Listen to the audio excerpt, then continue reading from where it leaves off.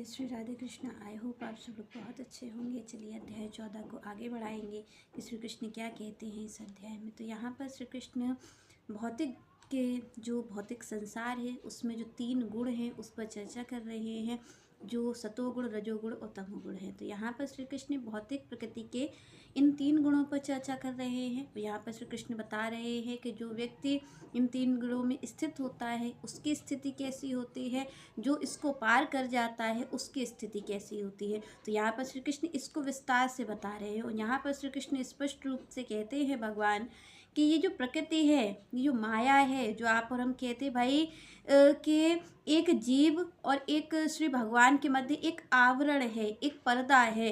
वो किस चीज़ का पर्दा है? वो माया का पर्दा है। आप और हम जो भगवान की खोज कर रहे हैं, भगवान कहीं खोए हुए नहीं हैं। केवल आपके और भगवान के मध्य एक पर्दा लगा हुआ है। उस पर्दे का नाम है माया, उस पर्दे का नाम है ये भौतिक प्रकृति, जो कि आपको और हमें भगवान से मिलने नहीं देती। केवल एक पर्दा है, उस पर्दे की हटने की देर है। भगवान, आप और हम ये सोचते हैं कि भगवान कहीं चले गए हैं तो हम भगवान की खोज करेंगे, भगवान को ढूंढेंगे। तो आप और हम इस चीज़ का प्रयास करते हैं। पर यहाँ पर भगवान क्या कहते हैं? वो ये कहते हैं भाई मैं कहीं खोया नहीं हूँ, मैं भी वहीं उपस्थित हूँ। क्योंकि यहाँ पर भगवान ने कहा कि वे प्रत्येक जीव के साथ रहते हैं और कैसे साथ रहते हैं, उसके हृदय में निवास करते हैं। यहाँ पर श्री कृष्ण कहते हैं कि मैं प्रत्येक जीव के संग हूँ, चाहे वो चींटी हो, हाथी हो, चाहे मनुष्य हो, चाहे कोई पशु पक्षी हो, कोई भी हो। श्री कृष्ण कहते हैं मैं उसके हमेशा संग रहता हूँ। पर क्योंकि उसको अनुभव नहीं हो पा रहा है, क्यों मैं उसको दिख नहीं पा रहा हूँ, उसके बीच एक प्रकृति है। क्योंकि यहाँ पर भगवान कहते हैं कि ममे वांसो जीव लोके जीव भूतः सनातना। भगवान कह रहे हैं कि भाई ये जो जीव है ये क्या है? ये मेरा अंश है, मेरा ही है। यहाँ पर भगवान ने कहा ये जो कह रहा है, आप और हम कहते हैं भाई भगवान जो हैं वो कहाँ है, कहाँ है? पर यहाँ पर भगवान ने कहा कि दोनों चीज़ सत्य है। एक तो पहली चीज़ ये है कि मैं तुम्हारा हूँ और तुम मेरे हो। यहाँ पर भगवान स्पष्ट रूप से कहते हैं ममे वांसो, मतलब मेरा अंश है।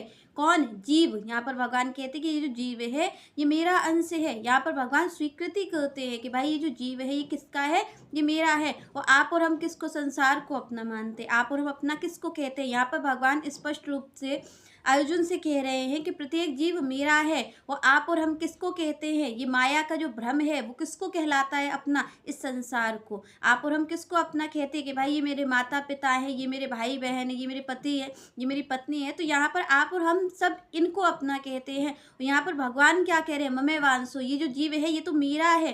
तो यहाँ पर जो भ्रम है, जो माया है, जो आपके और हमारे बीच ये भ्रम रहता है कि ये संसार हमारा अपना है, तो इस भ्रम को ही दूर करने के लिए भगवान कहते हैं कि भाई इस माया के पार जाना पड़ेगा। क्योंकि जब तक ये माया है तब तक भगवान को अपना नहीं कहने देगी। क्योंकि आप और हमें ये एहसास ही नहीं होगा कि भगवान हमारे हैं। हम तो कहते हैं हम भगवान की खोज कर रहे हैं। यहाँ पर भगवान स्पष्ट रूप से कहते हैं कि खोज करने की तो ज़रूरत ही नहीं है।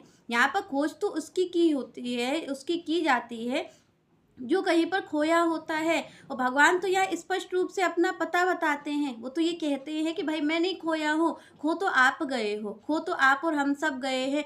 प्रत्येक जीव खोया हुआ है। भगवान कहते हैं मैं नहीं खोया हुआ हूँ। क्योंकि ये जो भगवान की माया है ये क्या होता है? ये सब उल्टा दिखाती है। इसका काम ही यही है, भ्रमित करना और सब उल्टा दिखाना। आप और हम भगवान जो पास में है, जो भगवान कह रहे हैं कि मैं हृदय में विराजता हूँ, उसको भगवान की माया क्या दिखा रही है? कि हर जीव खोजता घूम रहा है कि भगवान कहाँ पर हैं, जबकि भगवान उसके संग ही हैं। तो यहाँ पर माया का काम ही यही है कि जो सच है उस पे पर्दा डाल देना और जो झूठ है उसका विस्तार कर देना, उसको दिखाना। तो आप और हमें यही भ्रम होता है। आप और हम